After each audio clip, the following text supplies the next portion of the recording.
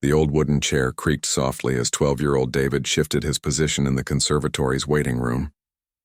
His white cane leaned against the wall beside him, and his fingers drummed silently on his knee to the rhythm of a piano piece floating from one of the practice rooms down the hall. Born without sight, David had learned to navigate the world through sound, and right now his world was filled with music. The conservatory buzzed with activity on this Saturday afternoon. Students hurried past carrying violin cases and sheet music, their footsteps echoing on the polished marble floors. David could hear at least 3 different practice sessions happening simultaneously. Room 7 had someone struggling with a Chopin piece hitting the same wrong note over and over. Room 12 featured a violin student working on scales, each note precise and controlled. But it was the piano in the main hall that caught his attention most, where someone was playing Bach with the kind of technical skill that made David's heart race. He wasn't supposed to be here, really. David had only come because his little sister Amy needed a ride to her violin lesson.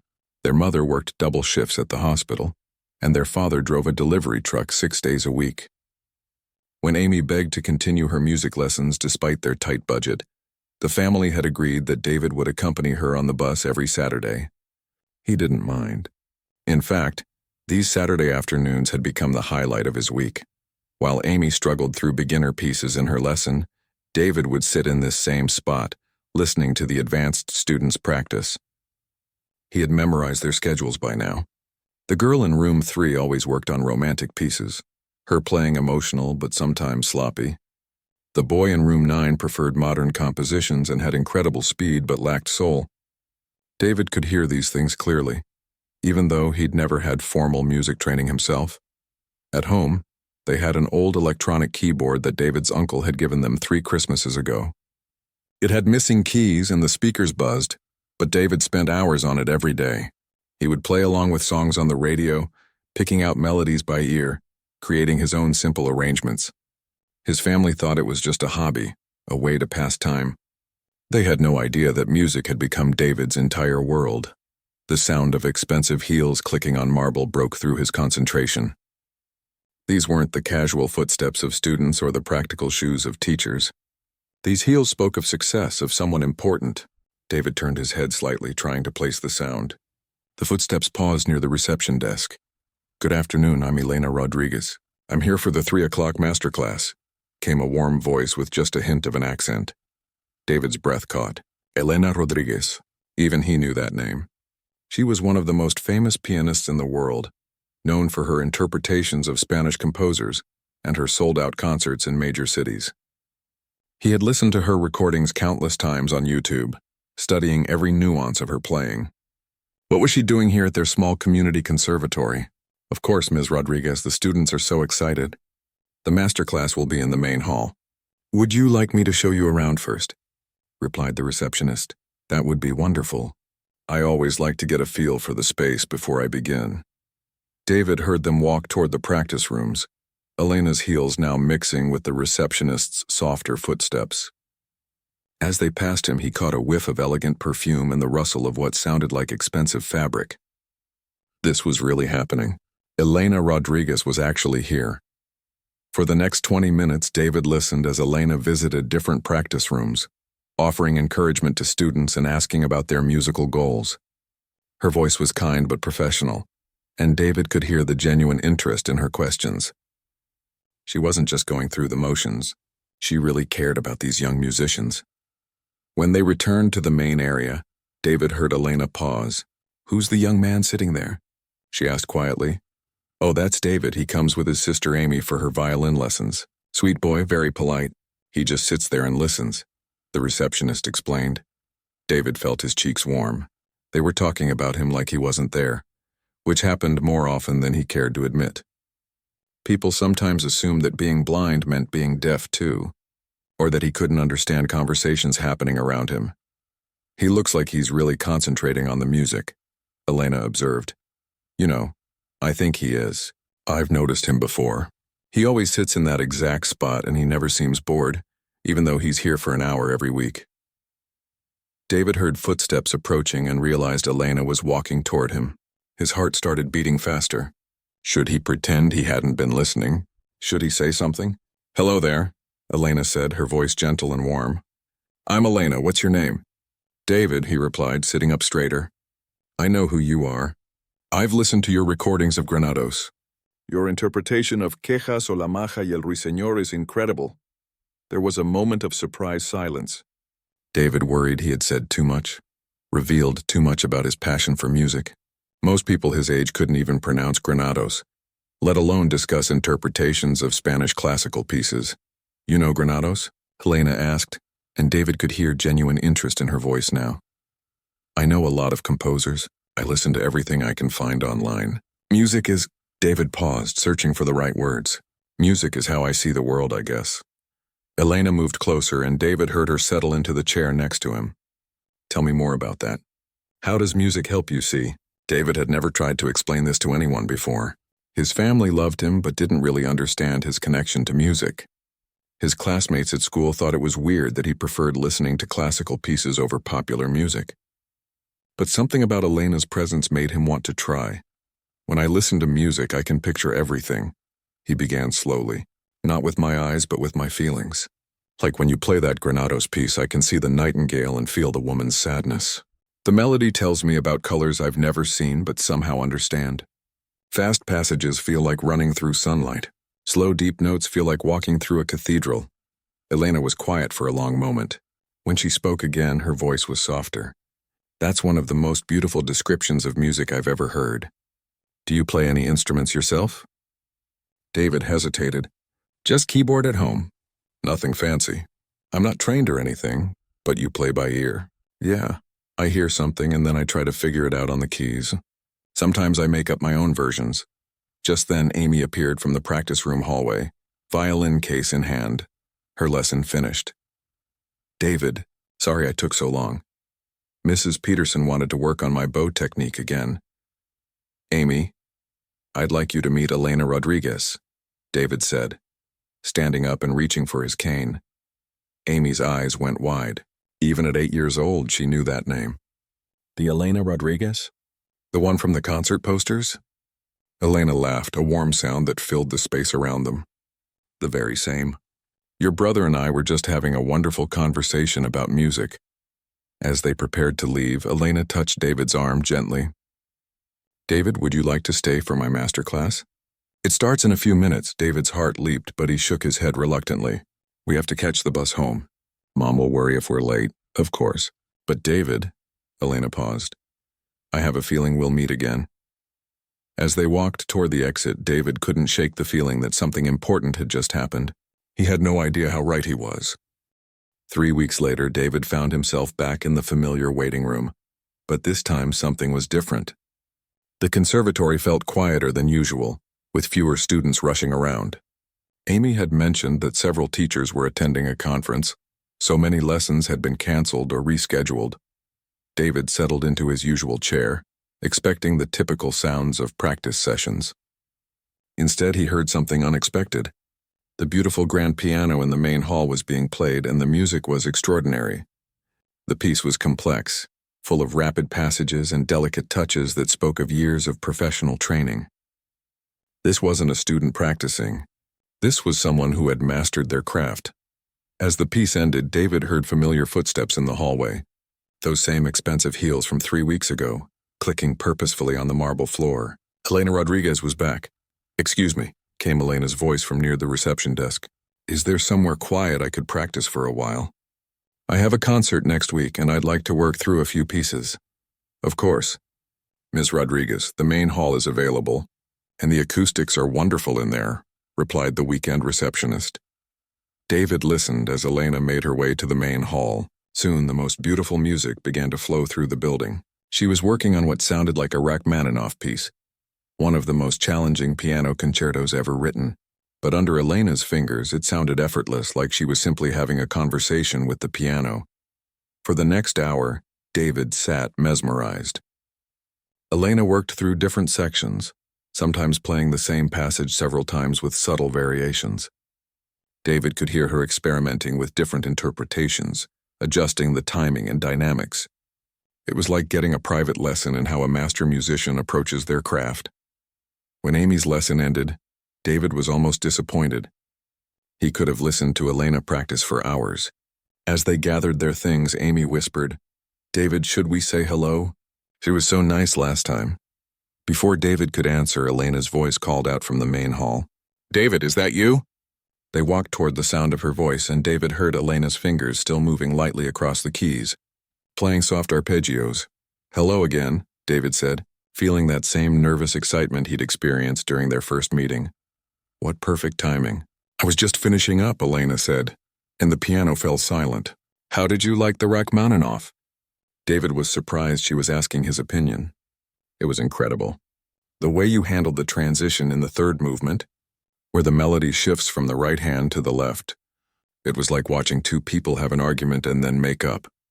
Elena laughed, but it was a laugh of delight rather than amusement. "That's exactly what Rachmaninoff intended. You have remarkable musical insight, David." "Thank you," David said, feeling his cheeks warm with the compliment. "Amy, how was your lesson today?"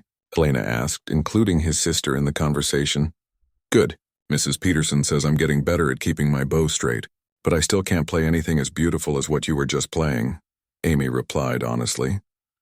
"Everyone starts somewhere," Elena said kindly. "The important thing is to love what you're doing." As they talked, David became aware that the conservatory was nearly empty. The usual bustle of Saturday afternoon lessons had died down, leaving just the three of them in the echoing space. "David," Elena said suddenly, "last time we talked you mentioned you play keyboard at home. I've been thinking about our conversation and I'm curious about something." "What's that?" David asked. "Well, you have such a deep understanding of music, such a natural way of describing what you hear. I keep wondering what your own playing might sound like." David felt his stomach flutter with nervousness. "I'm not very good. I mean, I've never had lessons or anything. I just play around." "The best musicians are often the ones who just play around," Elena said. "Would you be interested in trying this piano? Just for fun, no pressure at all." David's heart started racing. The grand piano in the main hall was a beautiful instrument, far better than anything he'd ever touched. But the thought of playing in front of Elena Rodriguez, one of the world's greatest pianists, was terrifying. "I wouldn't know what to play," he said honestly. "Play anything. Play something you love, or something you've been working on at home. Or don't play at all if you're not comfortable. I'm just curious to hear how you approach the instrument," Elena said gently. Amy squeezed David's arm encouragingly. "Come on, David, you play for me all the time at home." David hesitated. This was so different from playing alone in his bedroom on their old keyboard. But something about Elena's genuine curiosity made him want to try. She wasn't asking him to perform or to impress anyone. She was simply interested in hearing how he connected with music. "Okay," he said finally, "but just for a few minutes." Elena guided him to the piano bench, describing the layout of the instrument. "It's a Steinway grand about 7 feet long. The bench is adjustable if you need it higher or lower. The keys are perfectly weighted, much more responsive than most keyboards." David sat down and placed his hands on the keys. The touch was incredible, so much more sensitive than his keyboard at home. The lightest pressure produced a clear, ringing tone. He could feel the vibrations of the strings through the bench. "Take your time," Elena said softly. "Just get comfortable with how it feels." David started with simple scales, getting used to the instrument's response. The sound was rich and full, filling the entire hall. He moved into some basic arpeggios, then began to play a simple melody he'd been working on at home. But as he grew more comfortable, something began to happen. The responsiveness of the piano inspired him to try things he'd never attempted before. He found himself adding harmonies, experimenting with different rhythms. The melody evolved into something more complex, more emotional. Elena stood quietly nearby, listening intently. She could hear that David's technique wasn't formally trained, but there was something else in his playing, something that couldn't be taught. There was an instinctive understanding of how to make the piano sing, how to use dynamics and timing to create genuine emotion. "That's beautiful," Elena said when David paused. "Is that an original composition?" "Sort of," David replied, his hand still resting on the keys. "I started with a melody I heard in a movie, but then I changed it and added my own parts. The way you developed the theme was sophisticated, and your use of the sustain pedal was very musical, even though you said you haven't had lessons." David felt a rush of pride at the compliment, but also confusion. "I don't think our keyboard at home has a sustain pedal," Elena smiled. You've been using it instinctively. Your foot found it naturally, and you've been using it exactly when the music calls for it. That's not something that can be taught easily. That's musical intuition. Can I try something else? David asked, surprised by his own boldness. Of course. Play whatever you'd like. This time, David chose a piece he'd memorized from listening to recordings online. It was a simpler classical piece, but one that had always moved him. As he played, he found himself interpreting it in his own way, adding subtle changes that felt right to him. Elena listened with growing amazement. The boy wasn't just playing the notes. He was making genuine musical choices, creating his own interpretation of the piece. His technique might need work, but his musical instincts were extraordinary. When David finished, the hall fell silent except for the gentle settling sounds of the piano strings. David, Elena said slowly, I need to ask you something important. Would you be interested in learning to play properly? With real lessons, I mean. David turned toward her voice. We can't afford lessons here. This place is pretty expensive. What if cost wasn't an issue? Elena asked. What if there was a way for you to study here? David felt his heart start to race again, but this time it wasn't from nervousness. It was from hope. What do you mean? He asked quietly. I mean, Elena said, that I think you have a very special gift, and gifts like yours deserve to be nurtured. David stared in the direction of Elena's voice, hardly believing what he'd just heard. A gift, special enough to deserve real training? The words seemed too good to be true, like something from a dream he might wake up from at any moment. I don't understand, David said carefully. What kind of way? Elena moved closer to the piano bench. Well, I've been thinking about this since we first met. I have some connections here at the conservatory, and there are scholarship programs for students who show exceptional promise. But first, I'd like to understand more about your musical background. David felt his chest tighten with a familiar anxiety. This was the part where people usually lost interest. When they learned about his family's financial situation, about the cramped apartment and the second-hand everything, about parents who worked multiple jobs just to keep food on the table, when they realized he wasn't some middle-class kid whose parents had simply overlooked his musical talents. There's not much to understand, David said quietly. We don't have money for lessons. We don't have a real piano. I just listen to music online and try to copy what I hear. And how long have you been doing that? Elena asked. Since I was little, I guess. Maybe 6 or 7 years old? Amy says I used to hum along with everything, even TV commercials and car alarms. Elena sat down in a nearby chair. David, can I tell you something about my own background? David nodded, curious despite his nervousness. I grew up in a small town in Spain. My father worked in a factory and my mother cleaned houses. We had an old upright piano that my grandmother left us when she died. Half the keys stuck and it was always out of tune. But I spent every free moment on that piano, just like you do with your keyboard. David turned his head toward her, surprised. Somehow he had imagined that famous musicians came from wealthy families with grand pianos and private tutors from childhood. The difference was, Elena continued, I had a teacher who recognized something in my playing and fought to get me opportunities. Someone who believed that talent doesn't care about your family's bank account. And you think? David started, then stopped, afraid to finish the thought. I think you have more natural musical ability than most students I've worked with in 20 years of teaching, Elena said simply, and I think it would be a tragedy if that ability never got the chance to develop properly. Amy, who had been listening quietly, suddenly spoke up. David, you should do it. You're always playing music at home. Mom says you barely eat dinner because you're so focused on the keyboard. David felt his cheeks burn. Amy, that's not... It's true, though, Amy insisted. And remember last month when Mrs. Chen from next door asked you to play something for her dinner party? All her guests kept asking who the musician was. Elena leaned forward with interest. You played for a dinner party? It wasn't a big deal, David said quickly. Mrs. Chen just wanted some background music. I played for maybe an hour on their electric piano. And what did you play? David shrugged. Just stuff I knew. Some jazz standards, a few classical pieces, some contemporary songs I'd arranged myself. Elena was quiet for a moment. David, most trained musicians would struggle to play a variety of styles like that without sheet music. The fact that you can arrange songs yourself, adapt to different genres, that shows incredible musical flexibility. I just play what sounds right, David said. Exactly. That's what the best musicians do. They don't just play notes on a page. They understand the language of music itself. David felt a flutter of hope in his chest, but it was mixed with practical worry. Even if there were scholarships available, I don't know if my parents would let me do it. They think music is nice as a hobby, but they want me to focus on school so I can get a stable job someday. That's understandable, Elena said. They want to make sure you have security. But David, what if music could be your stable job? What if this gift of yours could become your career? The idea seemed impossible to David. Musicians on the radio and in concert halls felt like they lived in a completely different world from his. The thought that he could someday join them was both thrilling and terrifying.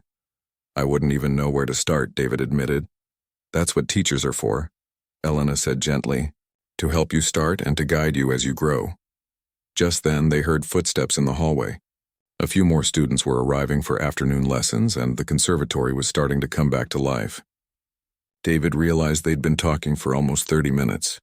"Ms. Rodriguez," came a voice from the reception area. "Your 4 o'clock appointment is here." Elena stood up. "Of course, I'll be right there." She turned back to David. "I need to go, but I want you to think about what we've discussed. Talk to your parents." "And David?" "Yes? Would you be willing to play for a few more people?" "I'd like some of my colleagues here to hear you play." David's stomach dropped. "More people?" "Just a few teachers from the conservatory. People who could help make scholarship decisions. Nothing formal, just a chance for them to understand what you're capable of." "I don't know," David said, his voice tight with anxiety. "What if I mess up? What if they don't think I'm good enough?" Elena's voice was warm and reassuring. "David, good enough for what? You're not auditioning for Carnegie Hall. We're just trying to figure out how to help you learn and grow. These are teachers who've spent their lives nurturing young musicians. They want to see students succeed." Amy grabbed David's arm excitedly. "David, you have to do it. This is like winning the lottery." "It's not that simple, Amy," David said. "There's so much I don't know. I can't read music. I don't know proper technique. I don't even know if I can play the same piece twice exactly the same way." "And that's perfectly fine," Elena said. "Nobody expects you to be a finished musician already. What we're looking for is potential, and David, you have that in abundance." David sat quietly for a moment, trying to process everything. Part of him wanted to jump at this chance, to see where his love of music might lead, but another part was afraid of disappointing everyone, of not living up to their expectations. How many people would be listening, he asked finally. Just 3 or 4. The head of the piano department, maybe the scholarship coordinator, and 1 or 2 other faculty members. People who could actually help make this happen for you. And I could play whatever I wanted? Absolutely. Play the pieces you're most comfortable with, the ones that show who you are as a musician. David took a deep breath. "When would this be?" "Next Saturday, if that works for you. Same time as today when the conservatory is quieter." "Can I bring Amy?" David asked. "Of course. Family support is important." David felt his heart racing again, but this time it was more excitement than fear. "Okay," he said softly. "I'll do it." Elena's smile was audible in her voice. "Wonderful. And David? Spend this week playing the music you love most. Don't try to impress anyone or play something you think you should play. Just be yourself." As they prepared to leave, Elena added one more thing. "David, can I give you one piece of advice?" "Sure. Trust your instincts. When you sit down at that piano next Saturday, don't think about who's listening or what they might think. Just do what you always do. Connect with the music and let it flow through you. That's where your real strength lies." Walking to the bus stop, Amy chattered excitedly about everything that had happened. But David was quiet, lost in thought. In 1 week, he would sit down at that beautiful grand piano and play for people who could change his entire future. The thought was both the most exciting and most terrifying thing he could imagine. The week leading up to Saturday felt like the longest of David's life. Every day after school, he spent hours at his old keyboard, practicing pieces he wanted to play. But something strange was happening. The more he tried to prepare, the more nervous he became. Songs he could play perfectly before suddenly felt clumsy under his fingers. "You're overthinking it," Amy observed on Thursday evening, watching David struggle through a piece he'd played flawlessly dozens of times before. "I'm not overthinking anything," David said, frustrated. "I'm just trying to make sure I don't embarrass myself." "But you sound different when you're worried about messing up. When you just play for fun, it sounds like magic." When you're worried, it sounds like homework. David stopped playing and turned toward his sister. What do you mean? Like, remember last Sunday when you were playing that sad song? The one that made Mom cry? You weren't thinking about anything except the music. Your face looked like you were somewhere else, somewhere beautiful. That's when you play best. David knew she was right. His best playing happened when he forgot about everything else, when the music took over completely. But how could he do that with important people listening? With his future possibly hanging in the balance? Their parents had been surprisingly supportive when David explained the opportunity. His mother had worried about him getting his hopes up too high. But his father had surprised everyone by saying, "Son, if someone as famous as Elena Rodriguez thinks you have talent, maybe it's time we started taking your music more seriously." Saturday morning arrived gray and drizzly. David barely touched his breakfast, his stomach twisted with nerves. Amy tried to cheer him up with jokes, but even her usually infectious laughter couldn't break through his anxiety. "What if I freeze up?" David asked as they rode the bus to the conservatory. "What if I sit down at the piano and just can't play anything?" "Then you'll take a deep breath and try again," Amy said simply. "And if that doesn't work, I'll come up and tell them about the time you played Happy Birthday in 5 different styles for my friend's party." Despite his nerves, David smiled. Amy always knew how to make him feel better. When they arrived at the conservatory, Elena was waiting for them in the main hall. With her were 3 other adults, all of whom introduced themselves warmly to David. Dr. Williams was the head of the piano department, a kind-voiced woman who immediately put David at ease. Professor Johnson directed the scholarship program, and Mrs. Torres taught music theory. "David, we're so excited to hear you play," Dr. Williams said. "Elena has told us wonderful things about your musical intuition. Just remember," Elena added quietly, "play what you love. These are people who understand music, who will hear the heart in your playing." David nodded and made his way to the piano bench.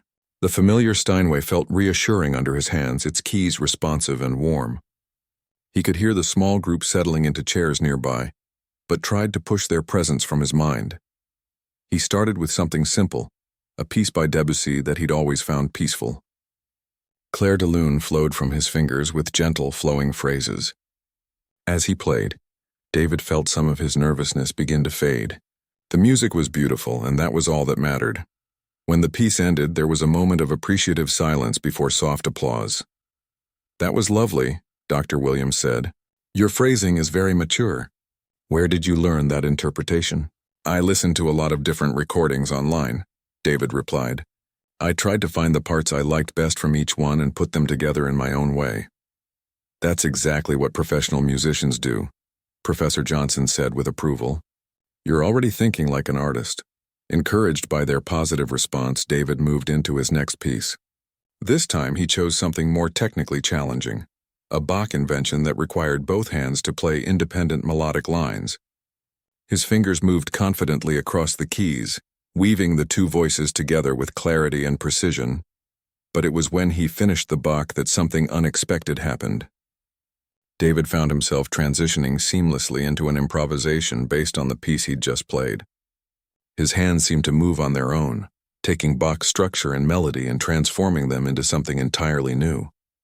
The improvisation grew more complex, incorporating jazz harmonies he'd picked up from listening to different styles of music. His left hand established a steady rhythmic pattern, while his right hand explored variations on Bach's original theme. The music flowed naturally, each phrase leading inevitably to the next. Elena leaned forward in her chair, amazed. She had heard plenty of students play Bach competently, but what David was doing went far beyond competence. He was having a genuine musical conversation with the composer, taking classical themes and making them completely his own. Dr. Williams and her colleagues exchanged glances of surprise and excitement. They were witnessing something rare, a young musician who didn't just play music but truly understood it as a living, breathing language. As David's improvisation reached its natural conclusion, he found himself thinking about Amy's words from the night before. He had indeed forgotten about everything except the music. For those few minutes, there had been no nervousness, no pressure, no audience. There had been only the joy of creating something beautiful. The silence that followed was longer this time, filled with genuine awe. "David," Dr. Williams said slowly, "in 30 years of teaching, I've rarely heard improvisation that sophisticated from someone your age. Where did you learn to do that? I don't know, David said honestly. I was just playing with the ideas from the Bach piece. It felt natural. Natural, Professor Johnson repeated softly. Elena, you weren't exaggerating. This young man has extraordinary instincts. Would you be willing to play one more piece? Mrs. Torres asked. Something that shows us another side of your musical personality? David thought for a moment, then smiled. I'd like to play something I wrote myself. It's not finished and it's probably not very good, but it's something I've been working on. Original compositions are always welcome, Dr. Williams assured him. David placed his hands on the keys and began to play a melody that had been living in his head for months. It was a piece inspired by rainy afternoons, by the sound of water on windows and the feeling of being safe and warm inside while storms raged outside. The melody was simple but deeply emotional, supported by rich harmonies that David had discovered through experimentation. As he played, David felt completely at peace. This was his music, born from his own heart and imagination. No one could judge whether he was playing it correctly because there was no correct way. There was only his truth expressed through sound. The piece built to a gentle climax before settling back into the opening theme, like a storm passing and leaving clear skies behind. When David finished, he realized his hands were trembling slightly, not from nervousness but from the intensity of sharing something so personal. The silence stretched longer than before. David began to worry that perhaps he had made a mistake, that his own composition wasn't appropriate for such a formal setting. Then Dr. Williams spoke, her voice filled with emotion. David, that was one of the most beautiful pieces I've heard in years. The way you developed the theme, the harmonic choices you made, the overall structure. It's the work of a genuinely gifted composer. You wrote that yourself? Professor Johnson asked, incredulous. Most of it, David said. I've been adding pieces to it for a while now. Elena stood up and walked to the piano. David, what you just shared with us goes beyond impressive playing. You've shown us that you don't just perform music, you create it. You think in musical terms, you feel in musical phrases. That's not something that can be taught. That's a gift. Dr. Williams joined Elena beside the piano. David, I think I speak for all of us when I say that we would be honored to have you as a student here. The scholarship program was designed for exactly this situation, for young musicians whose talent deserves nurturing regardless of their financial circumstances. David felt his heart stop. We mean, Professor Johnson said, that if you're interested, we'd like to offer you a full scholarship to study here. Piano lessons, music theory, composition classes, everything you need to develop your abilities. David turned toward Amy, hardly believing what he was hearing.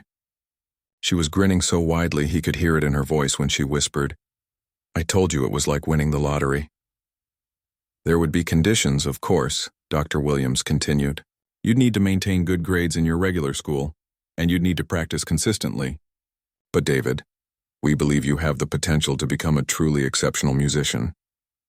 Elena placed a gentle hand on David's shoulder. The choice is entirely yours, of course, but I hope you'll consider it. Gifts like yours come along very rarely, and when they do, it's our responsibility to help them flourish. David sat quietly for a moment, overwhelmed by everything that had just happened. An hour ago, he had been a nervous kid hoping not to embarrass himself. Now he was being offered the chance to become the musician he had always dreamed of being. Yes, he said softly. Then more firmly, yes, I would love to study here. The small group erupted in smiles and congratulations. As they discussed schedules and practical details, David felt a profound sense of rightness about the decision. As the initial excitement of the scholarship offer settled, Elena found herself studying David more intently. What she had witnessed went beyond simply recognizing talent. In her 20-year career as a performer and teacher, she had worked with hundreds of gifted students. Many had impressive technical skills, others had natural musicality, but David possessed something much rarer. David, Elena said, settling back into her chair, I'd like to understand something better. When you were improvising on the Bach piece, how did you decide which harmonies to use? David tilted his head thoughtfully. I don't really decide exactly. I just listen to what the music wants to do next. Like when I played that chord in the middle section, the one that sounded kind of sad, It was because the melody seemed to be asking a question, and that chord felt like the right way to answer it. Dr. Williams exchanged a meaningful glance with Professor Johnson. They both recognized what Elena was getting at. David wasn't just playing music. He was having an intuitive conversation with it. "Can you give us another example?" Dr. Williams asked gently. "Well, in my own piece just now, there's a part where the melody goes up high and then comes back down. I could have brought it straight back to the main theme, but that felt too easy, too expected. So I added those extra measures, the ones that felt like looking over your shoulder before moving forward." Mrs. Torres leaned forward with interest. "David, you're describing advanced concepts of musical tension and resolution. Most students don't develop that understanding until years into their formal training." "I guess I just feel it," David said simply. Elena stood up and moved to the piano bench. "David, would you mind if I played something for you? I want to try an experiment." Of course, Elena played a short melodic phrase about 8 measures long, then stopped abruptly. "Can you tell me what you think should come next?" David listened to the echo of the melody in his mind. It wants to go higher first, then come back down, but not to where it started. Somewhere new. Elena smiled and played exactly what David had described. "How did you know that?" The melody felt unfinished, like someone starting to tell a story but stopping in the middle. It needed to go somewhere to feel complete. "David," Professor Johnson said slowly, "what you just demonstrated is called melodic analysis. It's usually taught in advanced music theory courses. But I've never taken music theory." "That's exactly what makes this so remarkable," Elena said. "You're hearing the underlying structure of music instinctively. It's like being able to speak a language fluently without ever studying grammar." Amy had been listening quietly, but now she spoke up. "Is that why David always knows when songs on the radio are about to end? He'll turn to me and say, 'Here comes the last chorus,' and he's always right." Elena nodded. "That's pattern recognition, another sign of deep musical intelligence. David, let me ask you something else. When you listen to different pianists play the same piece, can you hear the differences in their interpretations?" "Oh yes," David said immediately. "Like I have 3 different recordings of the Moonlight Sonata. One pianist plays it really fast and precise, like he's showing off his technique. Another one plays it slower and makes it sound mysterious and scary. The third one plays it like she's telling a sad story." "And which interpretation do you prefer?" David thought carefully. "I like different ones for different moods. But I think the sad story version understands what Beethoven was feeling when he wrote it." Dr. Williams felt a chill of recognition. "David, many professional musicians spend years learning to analyze interpretations that way. You're doing it naturally." "It just seems obvious," David said. "Music is about feelings, right? So when someone plays it, they're sharing their feelings with you." Elena returned to her chair, her mind racing with the implications of what she was hearing. David didn't just have technical talent or even musical intuition. He possessed what she had only encountered a few times in her career: true musical genius. "David, I want to try one more experiment." "If you're willing," Elena said. "Sure. I'm going to play a piece you've never heard before. It's by a composer I doubt you know. I want you to just listen, and then tell me anything that occurs to you about it." Elena played a haunting piece by Arvo Pärt, a contemporary Estonian composer known for his minimalist style. The music was unlike anything in David's usual listening repertoire, built on simple melodic lines that created complex emotional effects through their interaction. David listened intently, his head tilted in that characteristic way that meant he was fully absorbed. When Elena finished, he was quiet for a long moment. "That was beautiful," he said finally. "It sounded like it was written by someone who understood that sometimes the most powerful music is the simplest. Like, instead of trying to impress you with complicated stuff, the composer just wanted to touch your heart directly." Elena felt her breath catch. David had just described Pärt's entire compositional philosophy in a single sentence. The melody kept coming back to the same notes. David continued, "But each time it felt different because of what happened around it. It reminded me of how sometimes you can say the same words but mean completely different things depending on your tone of voice." "David," Elena said quietly, "you just gave one of the most insightful analyses of that piece I've ever heard. And you've never studied contemporary classical music?" "I mostly listen to older stuff," David admitted. "But all music is connected, isn't it? Whether it's Bach or jazz or pop songs, it's all about people trying to express something they can't say with words." The room fell silent as the full implications of David's gift became clear to everyone present. This wasn't just a talented student who could be trained to play well. This was a young artist who already understood music at a level that many professionals never reach. Dr. Williams was the first to speak. "Elena, I think we need to reconsider our approach here." "What do you mean?" David asked, suddenly worried. Had he said something wrong? "I mean," Dr. Williams said gently, "that we may need to design a completely individualized program for you. Your understanding of music is already so advanced that traditional beginner classes might actually hold you back." Professor Johnson nodded in agreement. "We're not just looking at a scholarship student here. We're looking at someone who could potentially become a significant artist." "I don't understand," David said.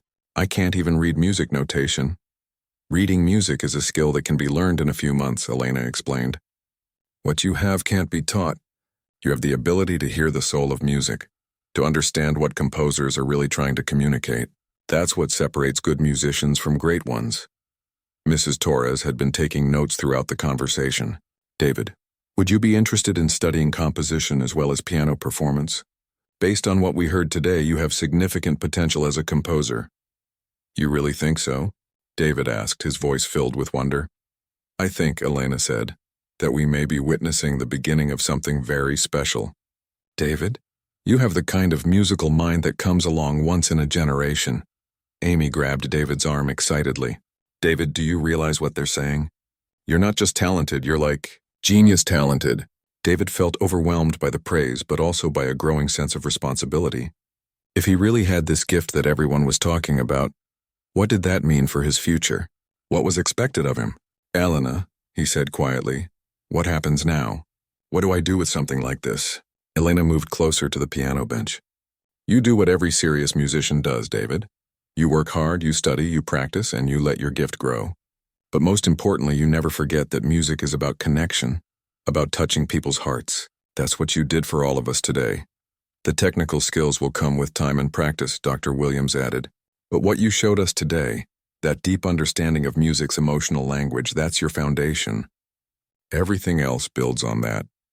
And David," Professor Johnson said, "remember that having a gift also means having the opportunity to give something back to the world. Through your music, you can bring beauty and meaning into people's lives." As they began to discuss the practical details of David's studies, Elena reflected on the afternoon's events. She had come to the conservatory expecting to hear a promising young student. Instead, she had discovered something much more rare and precious, a true musical artist in the making. David's journey was just beginning, but Elena knew that wherever it led, it would be extraordinary. What happened next took everyone by surprise.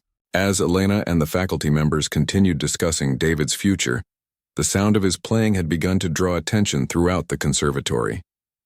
Advanced students who had been practicing in nearby rooms started finding excuses to walk past the main hall. Teachers who had been grading papers in their offices stepped into the hallway to listen more closely. Dr. Williams was the first to notice the gathering crowd outside the main hall's doors. "It seems word is spreading about our young musician," she said with an amused smile. David looked confused. "What do you mean?" "There are quite a few people in the hallway," Elena explained gently. "Students and teachers who heard you playing and wanted to listen." David felt a familiar flutter of nervousness. "How many people?" "Maybe 15 or 20, Amy said, peeking out through the partially open doors. "And more are coming." "David," Elena said softly, "would you be comfortable playing a bit more? I think some of these students and faculty would really benefit from hearing what we've heard today." "But what if they don't like it?" David asked. "What if I'm not as good as you think I am?" Professor Johnson stood up and walked to the doors. "David, let me tell you what I see out there. I see Christine, who's been struggling with musical expression in her advanced piano classes.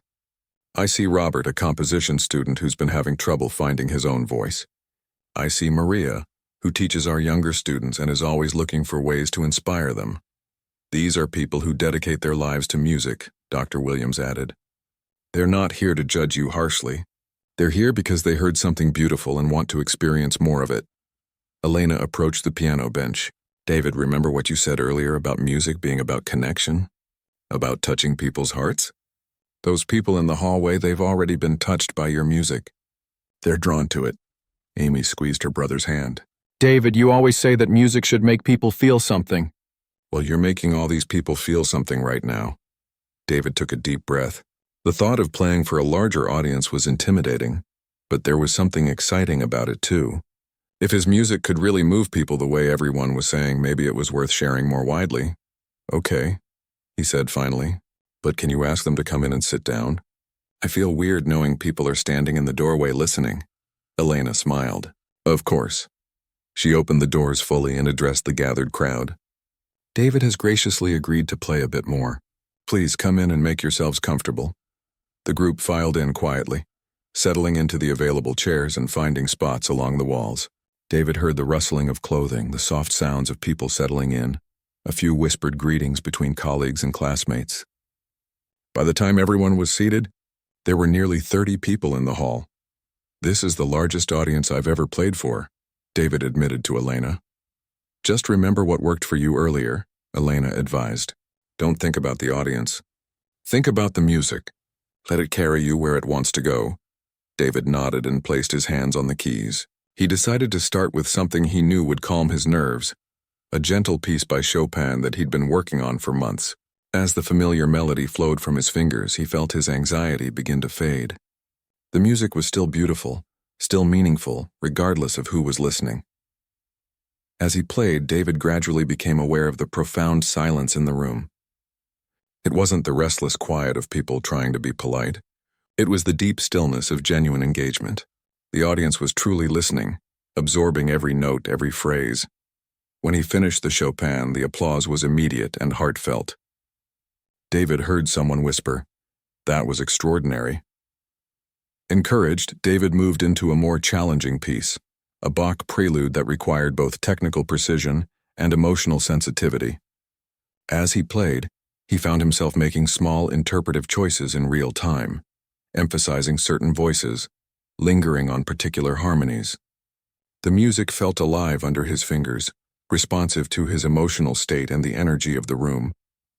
Halfway through the Bach, something magical began to happen. David started to improvise again, taking Bach's structured framework and expanding it into something uniquely his own. His left hand maintained the classical foundation, while his right hand explored variations and embellishments that Bach himself might have envied. In the audience, Christine, the advanced piano student, leaned forward in amazement. She had been struggling for months to bring genuine emotion to her technically perfect playing. Watching David, she finally understood what her teachers meant when they talked about playing from the heart. Robert, the composition student, was frantically taking mental notes. David's approach to improvisation was unlike anything he'd studied in his composition classes. It was organic, natural, based on feeling rather than formal rules. Yet it worked perfectly, creating music that was both structurally sound and deeply moving. Maria, the teacher, found herself thinking about how to explain to her younger students what they were witnessing. This was music making in its purest form, free from self-consciousness, driven entirely by the desire to create beauty. When David's improvisation came to a natural conclusion, the silence stretched longer than before. Then, someone started clapping and the applause grew until the entire room was filled with appreciation. David heard voices calling out, "Bravo!" and "Beautiful!" "David," came a voice from the audience. "Could you play something you composed yourself?" David recognized the voice as belonging to one of the students. "You want to hear my own music?" "Yes," came several voices at once. "Please." David thought for a moment, then began to play the piece he'd shared earlier, the one inspired by rainy afternoons. But this time, with a larger audience and growing confidence, he found himself expanding the composition, adding new sections that occurred to him in the moment. The piece evolved as he played, growing from the simple melody he'd started with into a complex, multi-layered work that captured not just the peacefulness of rain, but the full emotional journey of a storm passing through. There were moments of tension and uncertainty, passages of gentle melancholy, and a final section that felt like sunlight breaking through clouds. As he played, David became dimly aware that some people in the audience were crying. He could hear soft sniffles, the quiet sounds of emotional response. Far from making him nervous, this reaction filled him with a sense of purpose. This was why music mattered. This was why it was worth sharing. When he finished, the silence was complete. David sat with his hands resting on the keys, feeling drained but also exhilarated. He had just shared his most personal musical thoughts with 30 strangers, and somehow it had felt right. The applause, when it came, was different from before. It was sustained, emotional, grateful. David heard people standing up, heard someone say, "That was one of the most beautiful things I've ever heard." Elena appeared beside the piano bench, her voice thick with emotion. "David, what you just did, that was a performance that people will remember for the rest of their lives." Dr. Williams approached from the other side. "David, I've been teaching here for 20 years and I've never seen a response like this to a student performance." From the audience, voices began calling out, "Where did you learn to play like that? Have you been studying here long? Will you be giving more performances?" David felt overwhelmed by the attention, but Amy appeared at his side grinning widely. "Tell them about the scholarship," she whispered. "Actually," Elena said, addressing the crowd, "David is about to become our newest scholarship student. Today was his audition." The room erupted in cheers and congratulations. Students and faculty members approached David, shaking his hand, telling him how much his music had moved them, welcoming him to the conservatory community. Professor Johnson stepped forward to address the crowd. "I think what we've witnessed today is the beginning of something very special. David's journey as a formal music student is just starting, but his gift is already fully formed." As the crowd gradually began to disperse, people continued approaching David with words of encouragement and support. Several students offered to help him get oriented to the conservatory. A few teachers suggested pieces he might enjoy studying. Everyone seemed genuinely excited to have him join their musical community. "David," Elena said as the hall finally began to quiet down, "do you understand what just happened here?" "I think so," David said. "I think I just found where I belong." "You did more than that," Elena replied. "You showed everyone here what music can be when it comes from a place of complete honesty and emotional truth. You reminded all of us why we fell in love with music in the first place." As they prepared to leave, Amy grabbed David's arm excitedly. "David, you're famous. Everyone here is going to remember this day." David smiled, but his thoughts were already turning to the future. This was just the beginning. There was so much to learn, so much music to explore, so many ways to grow as an artist. For the first time in his life, David felt like he was exactly where he was supposed to be. As the applause finally died down and the crowd began to thin, David remained at the piano bench feeling like he was in a dream. The past hour had been unlike anything he'd ever experienced. The warmth and enthusiasm of the audience, the genuine appreciation for his music, the sense of belonging he felt in this room full of musicians, it all seemed too wonderful to be real. Elena sat down beside him on the bench. "David, how are you feeling right now?" "Overwhelmed," David said honestly, "but in a good way. I've never had so many people listen to my music before." "And what did you think of their response?" David was quiet for a moment, considering. It felt like they really understood what I was trying to say, like the music actually reached them. "It absolutely did," Elena assured him. "David, what you experienced today is what every musician dreams of. That moment when the music becomes a bridge between your heart and someone else's heart." Dr. Williams approached them, still shaking her head in amazement. "David, I need you to understand something. In all my years here, I've never seen a response quite like that. Those weren't just polite compliments you were hearing.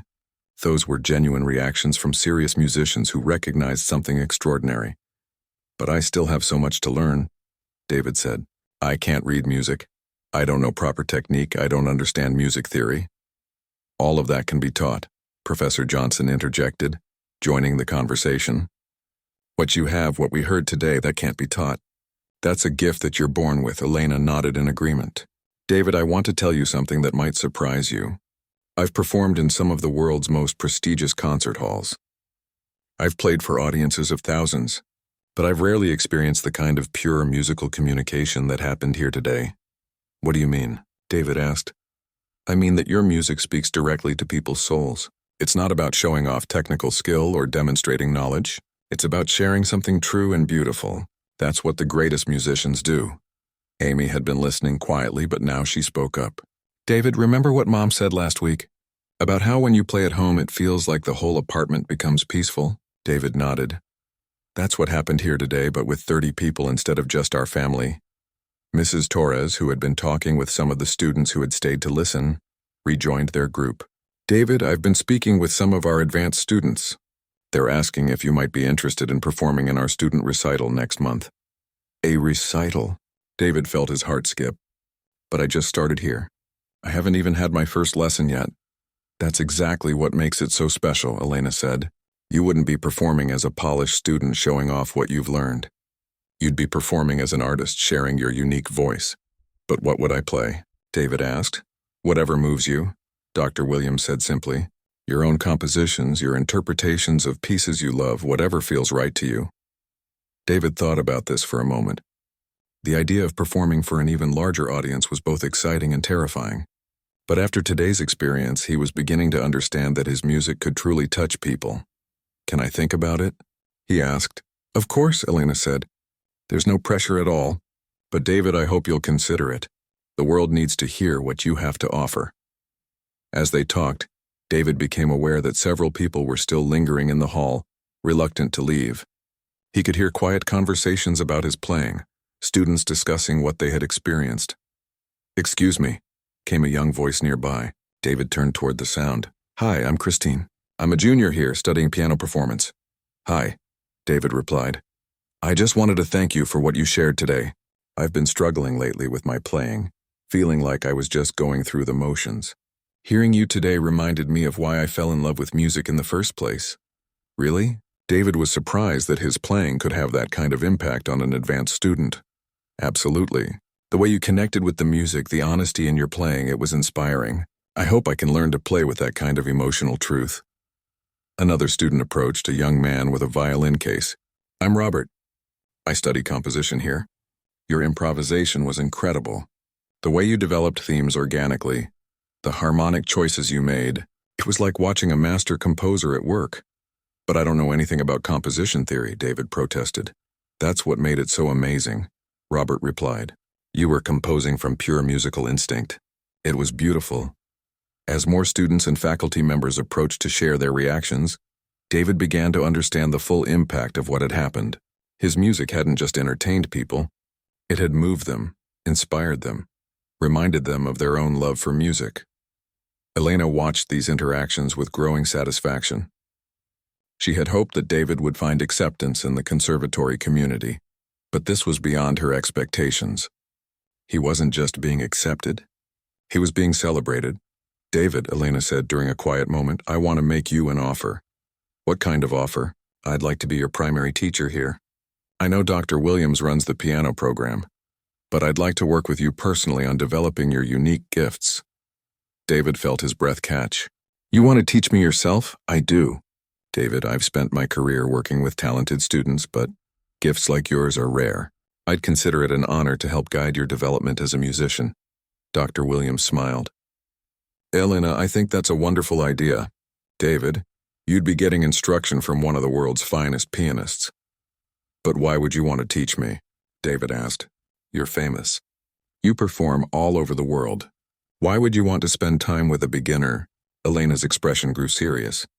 David, because I believe you have the potential to become one of the truly great musicians of your generation. And when someone with that kind of potential comes along, it's not just an opportunity to teach, it's a responsibility. What does that mean for me? David asked. It means intensive training, high expectations, and a lot of hard work, Elena explained. But it also means having the support and guidance to develop your gifts to their fullest potential. Professor Johnson stepped forward. David, there's something else we'd like to discuss with you. Given your exceptional abilities, we think you might benefit from an accelerated program. Accelerated how? Instead of following the standard curriculum, we'd design a personalized course of study that matches your abilities and interests. You'd work on technique with Elena, study composition with our best teachers, and have opportunities to perform regularly. David felt dizzy with all the possibilities being presented to him. This is all happening so fast. Amy grabbed his hand. David, this is like every dream you've ever had coming true at once. I know it's a lot to process, Elena said gently. Take your time. Talk with your family. Think about what you want. But Elena, David said quietly, what if I'm not as good as you think I am? What if this was just a lucky day? Elena smiled warmly. David, luck doesn't create the kind of musical understanding you demonstrated today. That comes from something much deeper. And as for being good enough, you're not supposed to be perfect yet. You're supposed to grow and learn and become even better. Dr. Williams nodded. David, none of us expect you to be a finished musician at 12 years old. What we see is incredible potential and the kind of musical instinct that can't be taught. Everything else can be developed. As they prepared to leave the conservatory, David felt like his entire world had shifted. This morning he had been a kid with a hobby. Tonight he was apparently a young artist with a future in music. Elena, he said as they walked toward the exit. There's one more thing I'd like to do before we go. What's that? I'd like to play one more piece. Something for Amy to thank her for always believing in me. Elena smiled. I think that's a beautiful idea. They returned to the piano and David sat down at the bench one more time. This piece was different from everything he'd played before. It was simple, gentle, filled with gratitude and love. It was his way of saying thank you to his sister, who had sat through countless hours of his practicing, who had encouraged him to take risks, who had believed in his music even when he doubted it himself. As the last notes faded away, David heard Amy sniffling beside him. That was for me, she asked softly. For always being my best audience, David replied. Elena placed a hand on both their shoulders. David, Amy, what you have together is special. Music is always better when it's shared with people who love you. Walking out of the conservatory that evening, David knew that his life had changed forever. Tomorrow he would begin his journey as a serious music student. But tonight he was simply a boy who had discovered that his gift could bring joy to others, and that, he realized, was the most beautiful thing of all. 6 months later, David sat at the same Steinway grand piano where his journey had begun, but everything else had changed. The nervous 12-year-old who had hesitantly approached the keys for the first time was now a confident young musician preparing for his first major recital. The conservatory had become his second home. 3 days a week after regular school, he would take the bus here for lessons with Elena, theory classes with Mrs. Torres, and composition sessions with Professor Martinez, who had quickly recognized David's gift for creating original music. Elena had been true to her word about high expectations. David's practice schedule was intensive, his technical exercises challenging, his repertoire demanding. But every difficult day had been worth it for moments like these, when he could feel his abilities growing stronger and more refined. How are you feeling about tonight? Elena asked, settling into a chair nearby. The recital hall was empty now, but in 2 hours it would be filled with an audience of 200 people, including students, faculty, parents, and members of the local music community. Nervous, David admitted, but excited too. It's different from that first day when I didn't know what to expect. Now I know what I want to share with people. And what's that? Elena asked, though she suspected she knew the answer. I want them to feel what I feel when I play.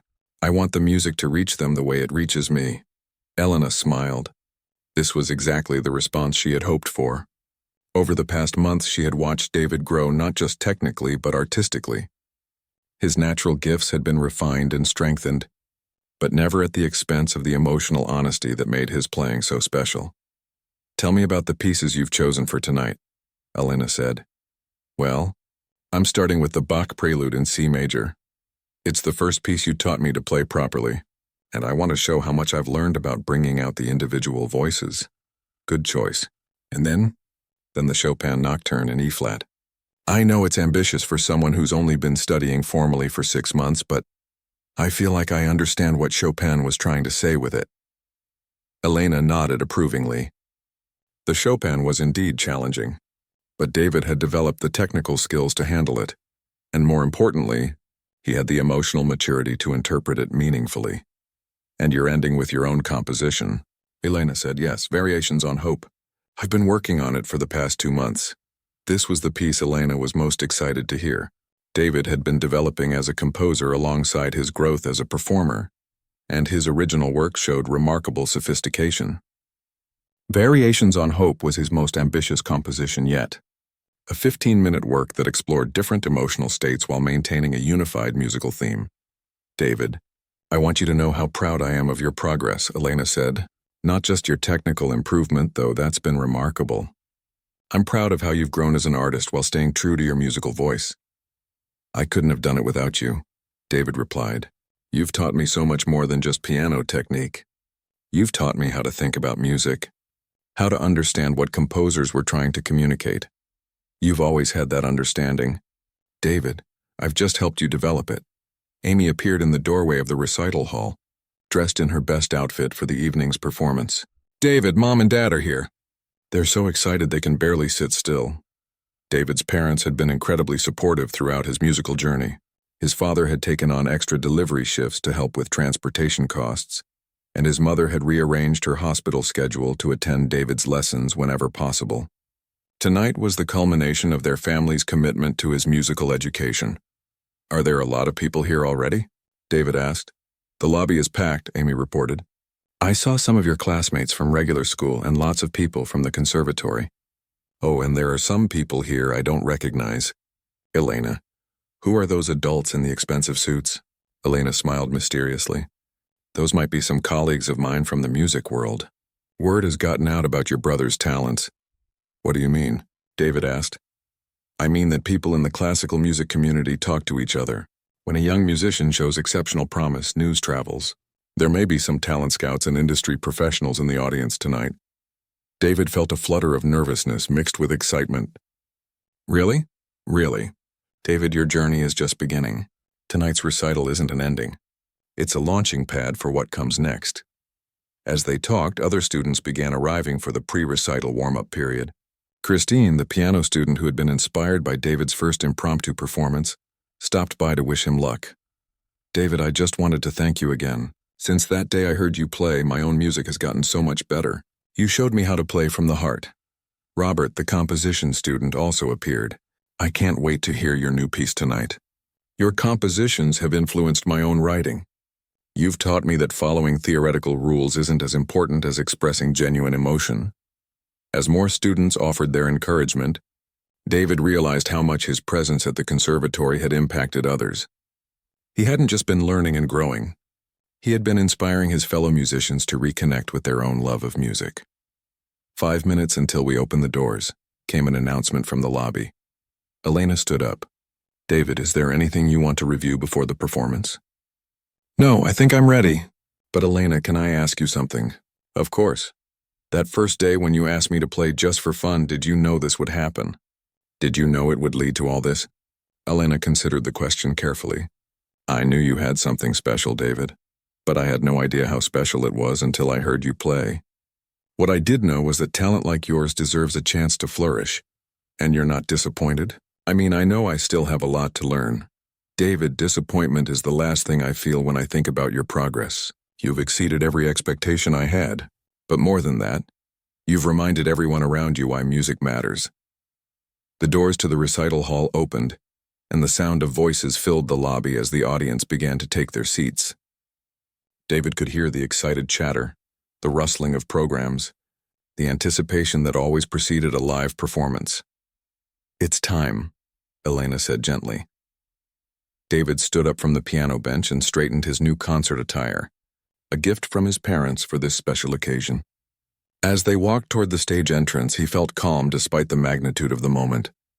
This was where he belonged. The recital hall was indeed packed. David could sense the full house as he walked onto the stage, guided by Elena to the piano bench. The audience fell silent as he settled himself at the instrument, adjusting the bench height and placing his hands lightly on the keys. Ladies and gentlemen, came Dr. Williams' voice from the side of the stage. It is my great pleasure to introduce David Chen, one of our most remarkable scholarship students. 6 months ago, David had never had a formal music lesson. Tonight, he shares with us the extraordinary musical journey that began with a simple invitation to play, just for fun. The audience applauded warmly, and David felt their supportive energy wash over him. He began with the Bach prelude, his fingers finding the familiar patterns with confidence and precision. But this wasn't just technical accuracy.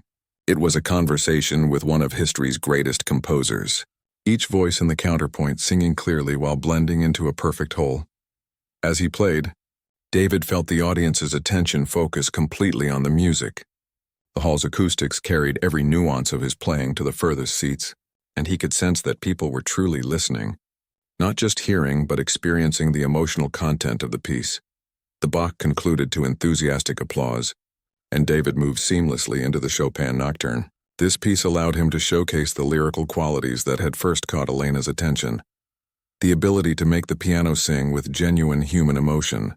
His interpretation was mature beyond his years, full of the kind of subtle phrasing and dynamic control that usually took decades to develop. In the audience, his parents sat transfixed. They had always known David was musical, but seeing him command a stage like this, watching 200 people hang on his every note, was almost overwhelming. Their son wasn't just playing music. He was creating an experience that touched everyone present. When the Chopin ended, the applause was longer and more intense. David heard someone whisper "extraordinary" and felt a surge of confidence as he prepared for his final piece. "And now," he said, speaking to the audience for the first time, "I'd like to share something I composed myself. It's called Variations on Hope, and it's dedicated to everyone who believed in my music before I believed in it myself." The original composition began softly, with a simple melody that seemed to float above gentle arpeggios. But as David developed the theme through various transformations, the piece revealed its true scope and ambition. There were moments of doubt and struggle, passages of triumph and joy, sections that felt like questions and others that provided answers. Elena watched from the wings, amazed once again by David's artistic growth. The piece he was performing represented not just technical skill, but genuine compositional maturity.